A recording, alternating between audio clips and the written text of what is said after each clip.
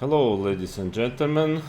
I'm recording now my new material after quite some time because I actually got contacted by a Chesscom journalist, Tarjei, Norwegian journalist. You probably many of you know him. And to his credit, he asked me to give my opinion on a certain research made ordered by Chess.com and made by probabilities of streaks of chess by Mr. Jeffrey Rosenthal, University in Toronto. Yes, he's actually, I checked, and he's very well-known person in mathematics and in statistics, in probabilities. So he asked me to give my opinion about it. I've sent him the answer. I don't know if he's going to publish it or not. I will read it to you at the end of this video. But for now, I'm not sure if he's going to publish it the way I wrote it. So anyways, I want to record, and frankly, it was really shocking to me. Again, don't misunderstand me. I don't contest the professional qualities of this gentleman, of Professor Rosenthal. Of course, he's obviously a very high-level mathematician and statistician. But as I mentioned already in many of my videos earlier, which you can see on my channel, that it's not enough to be a fantastic mathematician or statistician. The most important is to settle correct parameters. And if you are wrong settling parameters, then nothing is going to work. And this is a very, very obvious and clear case when a person who is probably a great mathematician, but being misinformed, I suppose, because of course I guess he doesn't know much about chess. So he was asking, as he mentions at the end of this report, that he's thanking Chess.com, Eric Albest and Dan Rozovsky for providing me the chess results data and answering all my questions, while allowing me the freedom to analyze the data as I wished.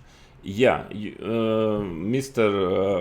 Rosenthal, you shouldn't have thanked them, because what they provided you probably was totally wrong. And the point is that the very important elements, we will go through it quickly. And even though it's a bit complicated, I understand for most of people, but I will try to make it as simple as possible, because I also have team mathematicians, but actually many things there are simply obviously understandable by common sense. Simply common sense tells you will easily understand that the whole research has totally wrong result because the parameters are completely wrong. And probably those parameters were explained and given by chess.com. So next time, please, Mr. Jeffrey Rosenthal, contact me. I'm ready to stand on my point that this research is completely wrong. I'm telling it now. I'm ready to have a live, open, on stream, on any channel, conversation with Mr. Rosenthal, and I will prove that this is wrong. Even though, yeah, of course you will, now I see a lot of people telling me that I'm arrogant and so. No, because I'm not going to discuss formulas, I'm just going to explain everyone. And Mr. Rosenthal, who was unfortunately misinformed seemingly, that simply the parameters he said before making all the research are completely wrong, simply. Yeah. And then of course you can never have a correct result if you set wrong parameters. So or we can have a private conversation. But if this gentleman is really interested in correct report, and I hope so, then please contact me, and I will, yeah, if you don't want to speak, let's say, unpublic on it, about it, I'm ready, whatever you prefer. But then I can help you giving true information about the settings which have to be done before making this research, and I'm I can assure you the results will be totally different, and at least we can get closer to the truth, closer to the reality. So that is what I propose.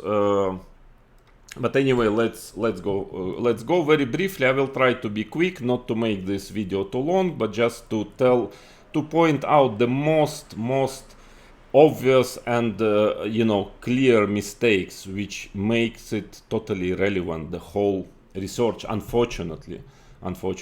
So first, the introduction of the author. So yeah, you will read it yourself when you want. So I just go to the main points. So first, there are some words about cheating, that this idea was, some of the allegations of cheating concern long streaks of games which were all or almost all won by a specific player. In particular, concerns about cheating have been raised with regards to a recent streak of 46 high-level games. No, not really, because it's not about particular one streak, which is always possible, but about the amount of streaks. So, okay, whatever. Already something is a little wrong here, but doesn't matter. That's a small detail. Then the following. I was asked by Eric Albest and Dan Rozovsky of chess.com to perform an independent statistical analysis of such winning streak and so on. I was supplied with data showing all results on chess.com of 7 different top players, including Hikaru. Okay, I don't know why 7. What kind of data was it? Because we will see later on in this video. I will show you that it's totally wrong data. I mean, the streaks which the gentleman is showing here, well, they're just I mean, it's a very small amount of all streaks which happened, performed by Hikaru. So I don't understand what kind of data was given. He doesn't specify it here, but it doesn't seem to be correct data. I don't know, because I will show you then obviously let's say my data, which is open source. I would just take in it and actually already published. I'm also quite surprised that the professor, he didn't check my video, so at least he could have checked and just see that actually his data is completely not corresponding to the real data which I published, so which is quite strange. But anyways, so in this report I conduct a statistical examination of the evidence and unusual or unlikely surprising streaks of Hikaru chess.com game record. To do this, I first, that is important. I first examine the nature of chess rating, expected scores, wins and tie probabilities. Here we get to a very important point. Game correlations, to establish a simple and direct model for probabilities of various online chess outcomes. I would like here to contest this statement. There is no simple and direct model for probabilities, because in this particular at least case, because there are a lot of nuances which has to be considered. We will talk about it later. But okay, anyways. So note, however, that the existence of unlikely streaks different matter from the issue of cheating. Not necessarily, can be different, can be not, but anyways, it doesn't directly mean that a person is cheating or not cheating. But anyway, that I agree. So chess rating and expected scores. And here, and here we come to the first and actually major mistake which is done, and what is really surprising, that it's completely obvious. It is, you will understand, all of you, that it's just a major logical and factual mistake which makes the remaining, I would say, at least half of this report simply not valid, because it is wrong. It is factually wrong. So one way to access probabilities of chess outcomes is through chess ratings. Well, that's correct. Every player on chess.com is given an ELO chess rating. No.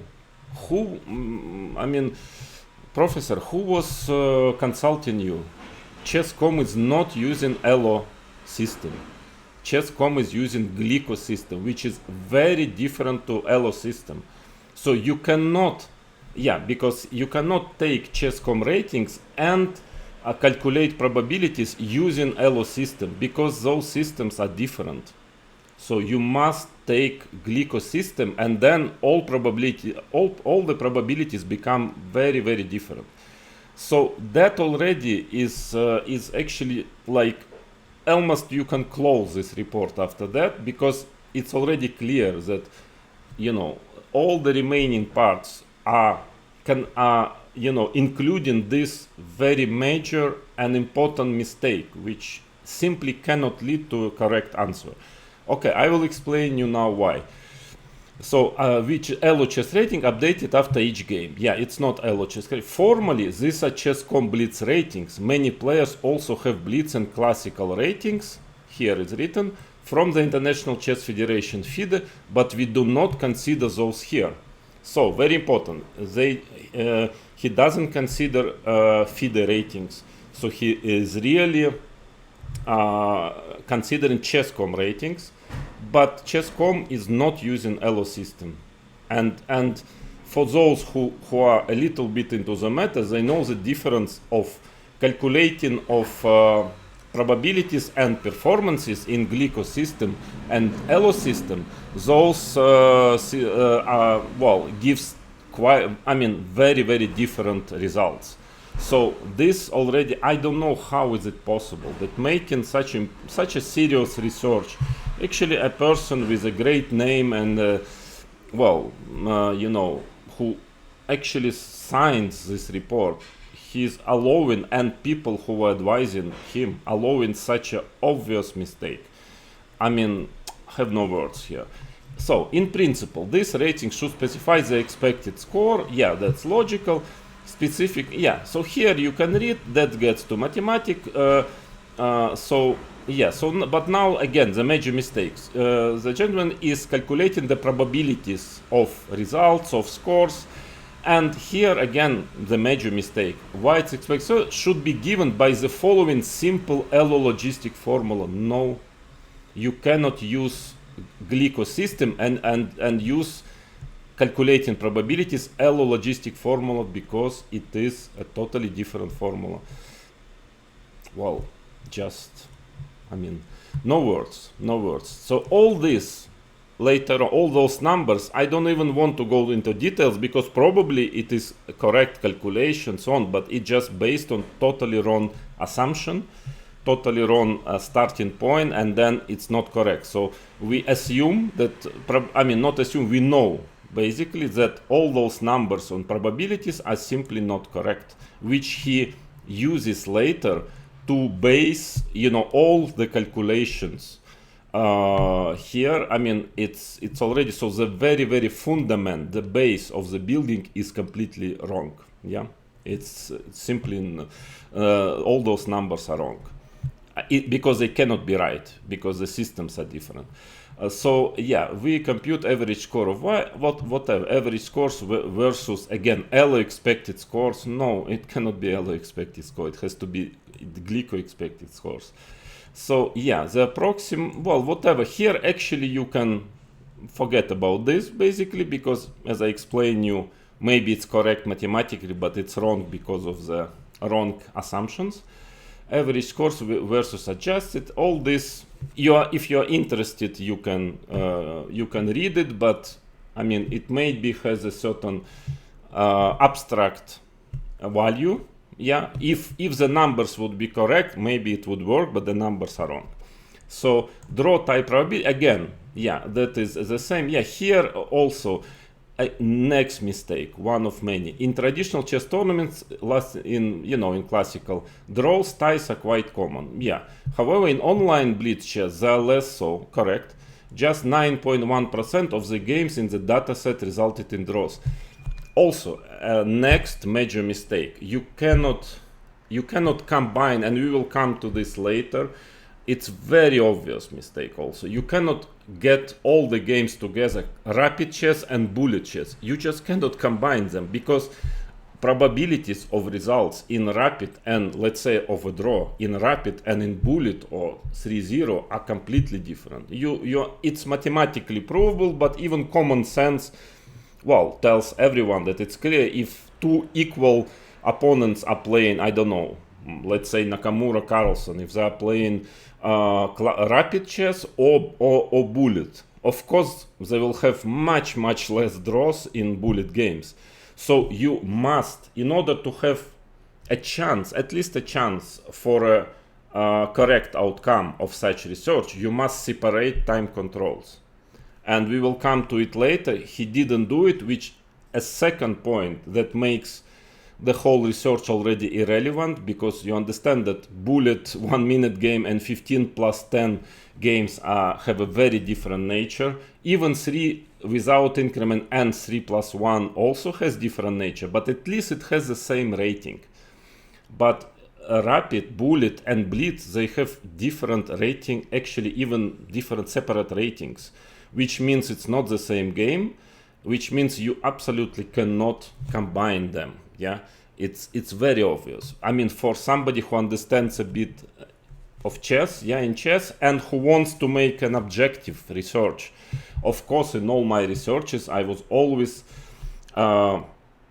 separating rapid chess, bullet chess, 3-0, 3-1. That was separated because it has to be. It's very obvious. Yeah.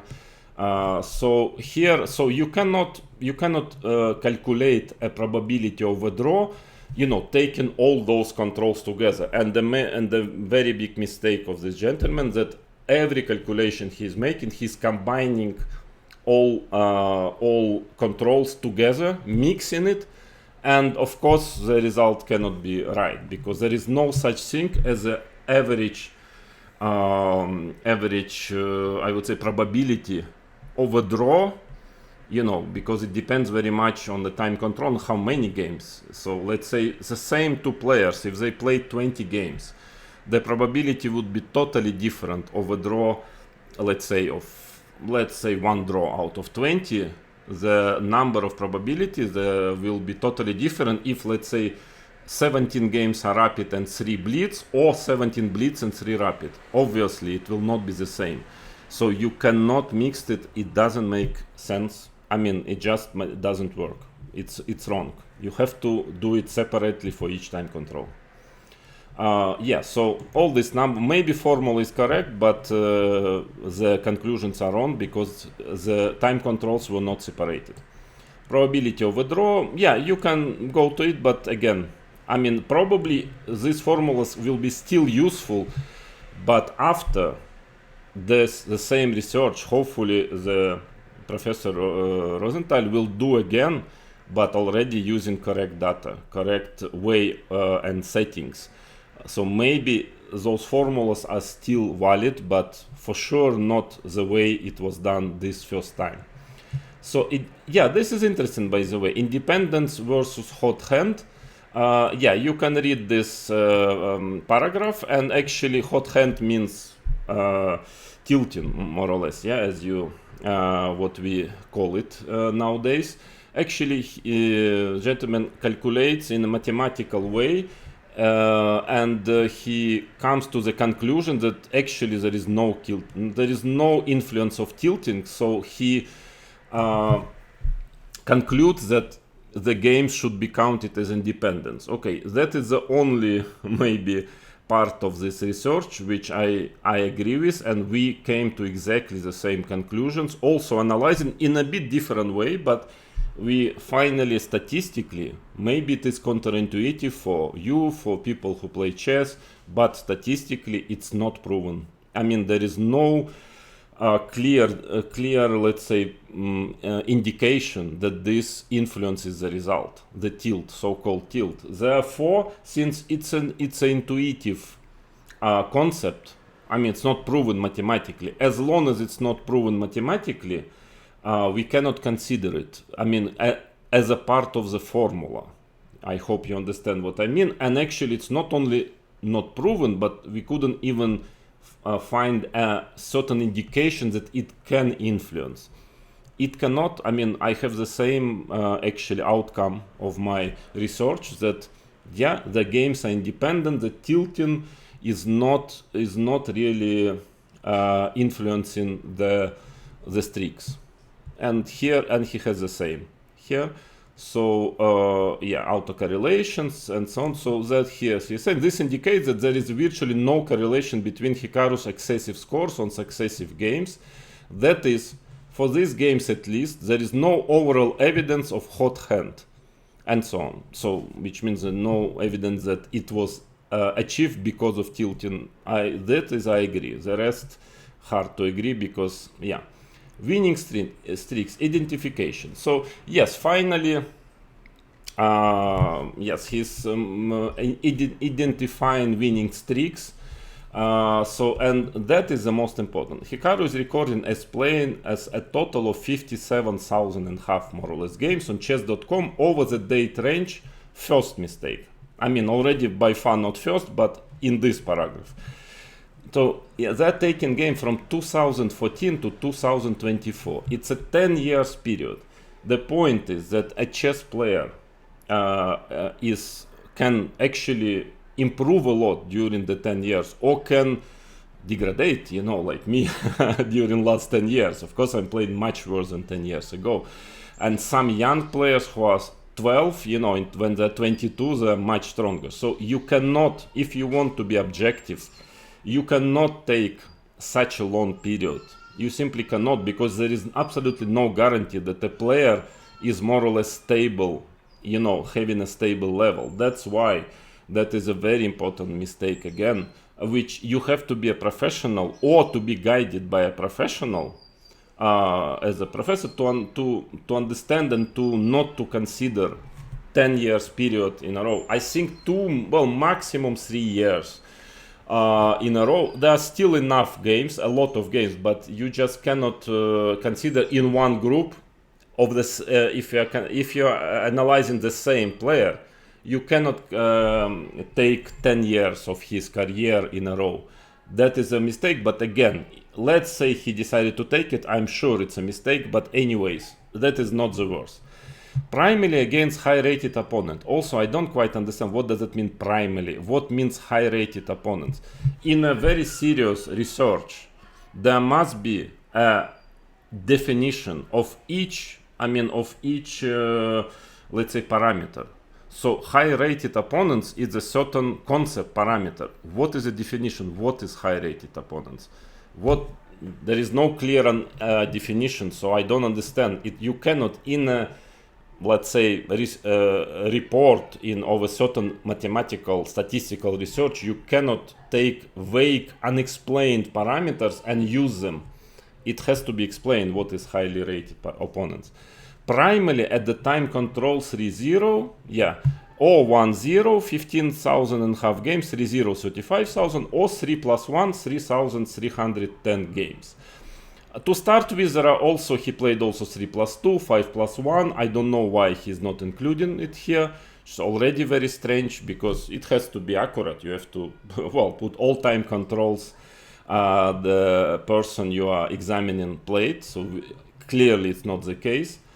We combine all these games together in time order to determine streaks. And that is the end of the story, basically. Of course, as I explained already, you cannot combine all these games together. Of course, the only way objective to be serious, to have at least a chance of a result, is to separate time controls. Rapid chess, what we do, bullet is one thing, blitz, usually I separate 3-0 and 3+1, 3+2. In some researches I got them together, but most of the time I separate. And then the rapid chess, 10+2, 15+2, those are different actually in nature games. They have different ratings even on chess.com. You have separate rating in bullet, in blitz, and in rapid. How can you actually miss such an obvious point that any statistical serious research cannot actually make sense if you combine all this together? Because sometimes, let's say Hikaru plays Title Tuesday, then he plays 3 games 3-0, then some rapid tournament Grand Tours, and again 3-0. No, it cannot be, because those are different games. Opponents also are very different. So he is telling it later that that is about. It is also possible to separate out the games played at specific time controls. It's not possible. Sorry, it is absolutely necessary. There is no other way to do a serious research, and or against highly rated opponents only. Yes, I also agree because I do not include in those streaks.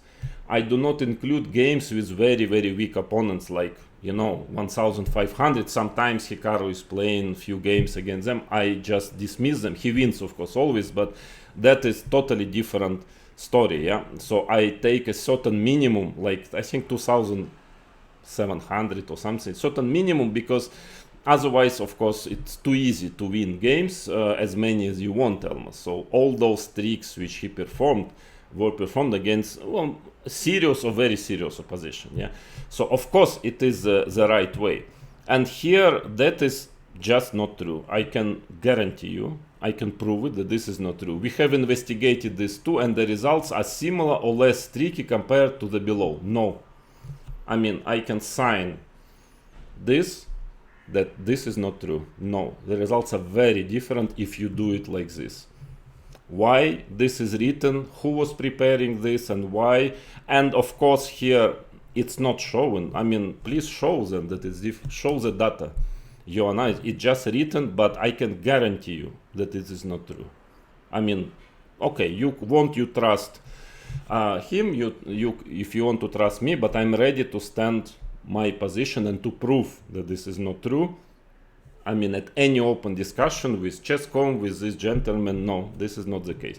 But of course, we combine all these games together. This is totally unacceptable. And I mean, I don't know, if Chess.com would have been objective, they could never accept. The first thing what I would, as an advisor, I would tell to this gentleman who probably doesn't know much about chess, time control, that would be the first thing I would tell. Please, this is the most important. Don't mix games.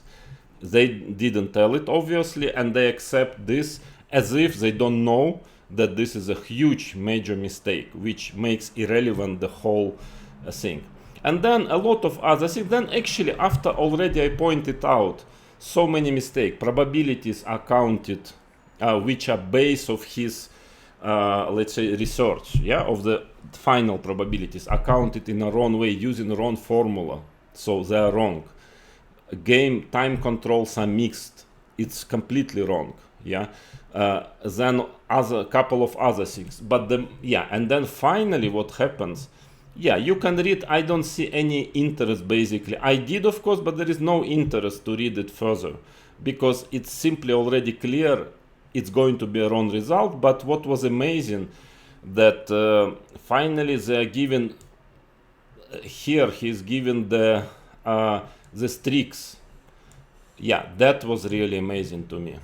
The following table shows all his streaks which are notable. Again, what do you mean notable? So at least 30 games long with raw probability less than 1 chance is 500. I mean, first of all, your probability calculation is based on wrong formula, so it's wrong. But why 30 games long? Why 1 chance in 500, even if it was right? It's not. But why exactly 500? I mean, this is, and those tricks, and even if you take this absolutely frivolous number, I mean, not clear why 30, why not 25? Because for example, I was taking, I think, 15 plus, because actually in some cases even 10 games in a row can be a very serious sample. If, let's say, you win 10 games against, I don't know, Nakamura himself, somebody plays a match and adopts Hikaru. It's only 10 games, but the probability is extremely low of this to happen. You understand this, yeah?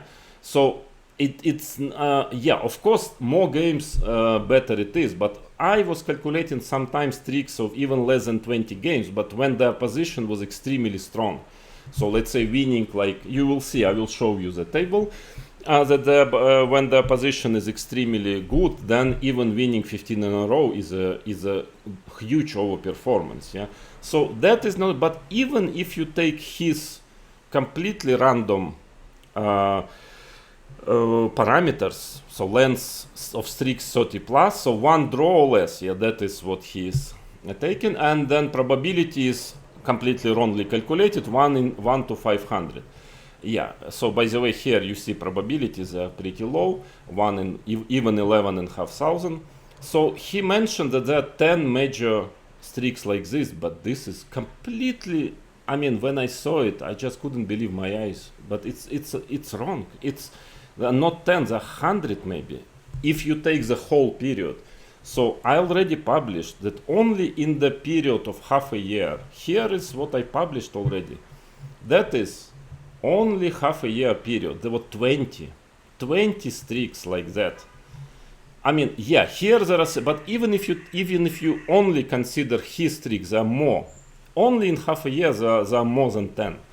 I'm not even taking the whole 10 years period. I didn't count how many are there, but definitely more than 100. So what is he writing about? I mean, here, check. 16 out of 16. Why I'm taking? Because here is the average rating, extremely high average rating, 3037. So that's why to make 16 in a row to win against 3037, 8 different opponents. This is a number of, so completely all very strong players. 16 out of 16. The performance more or less it's very general calculation like 3-5. But so 25.5 out of 26, 29.51, very big, very high average rating, 4 different opponents. So, but only from November to June, there are 20. I'm sorry, 21 even if you consider 3+1. Of course, I did it separately. There is also a huge overperformance streak 3+1.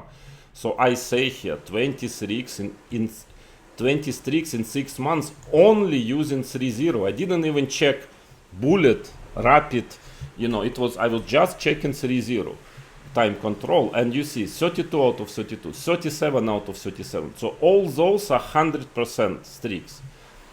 What? And this is a very approximate probability calculation. I mean, it's quite complicated to calculate probabilities when you do it correctly using Glico system. It's not easy. I mean, there are a lot of different, ways to do it actually. But so those numbers are general. But still, you see the performances. I mean, huge over performances. So they can easily get under this, like overperformance streak concept. But here it's 100%. It's only from March 2024. Yeah? No, from actually January to March 2024, there were, how many? 12 100% streaks of that sort. I mean, what are you talking about? What is this nonsense? I'm sorry, but, I hope you readers, you have at least a bit of kind of understanding and common sense just to understand that this simply, I mean, it just doesn't make sense. Also, what is this? This is a manipulation? Or, I mean, I cannot believe such a respectable professor can simply manipulate on his own. I mean, I'm afraid that he became a victim of manipulation simply, yeah, because this is a completely wrong data. What do you mean 10 such tricks in the whole period, in 10 years, in 57 games? I mean, that thing was only in 2000 games, not 57. He had already 20 streaks. I mean, this is just complete absurd. I mean, so I don't even know how to comment it. I mean, what to tell here. It is just like, okay, you can read it all. It just doesn't make any sense. It's completely wrong data, completely wrong settings, parameters. Everything is wrong about it. And I'm sorry, yeah, if you believe I'm Monte Carlo simulation, I mean, also there is and then the funny thing is that here, I mean, also the verdict. So here was the verdict.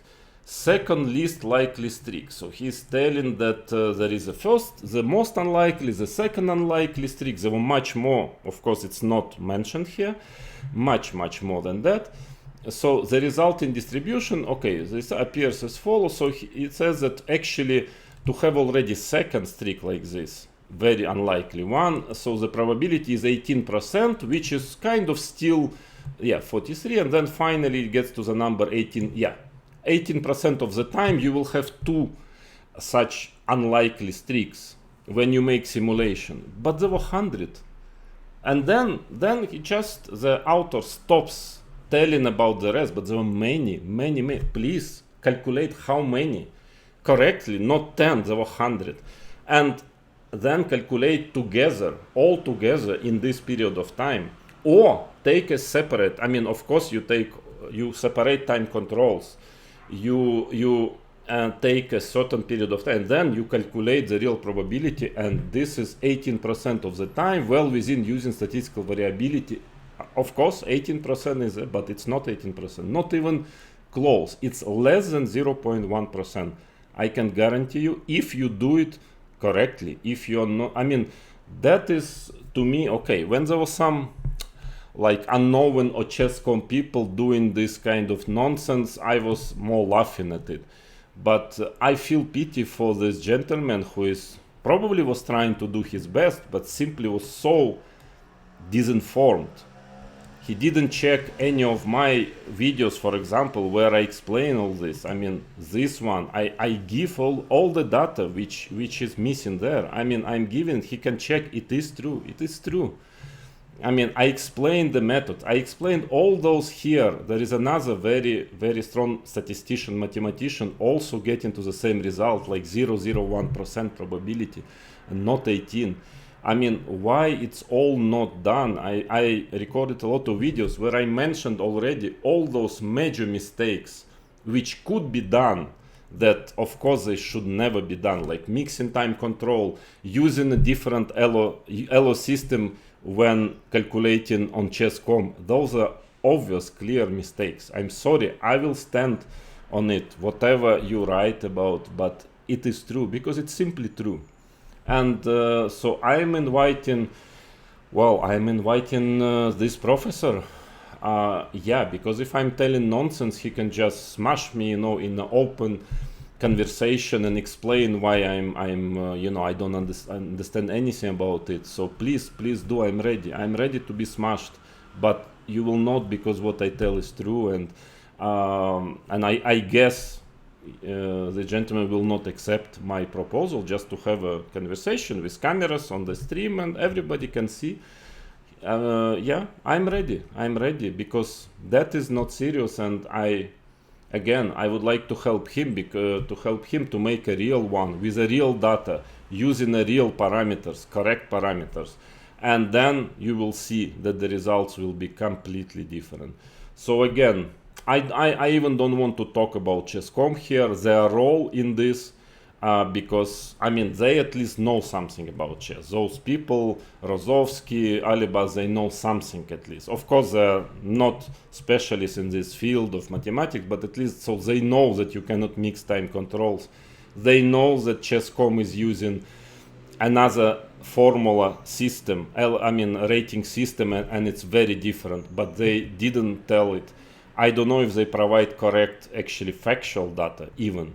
Yeah, but okay, their role, but we already understand everything about them, so I don't even want to talk. But I feel pity for the gentleman who gives his name to signing this paper, to the paper which obviously consists of many major mistakes and completely wrong conclusions, and I'm ready to prove it with anyone actually who will contest it. I mean, any professional. Of course, first of all, gentleman Professor Rosenthal. Thank you.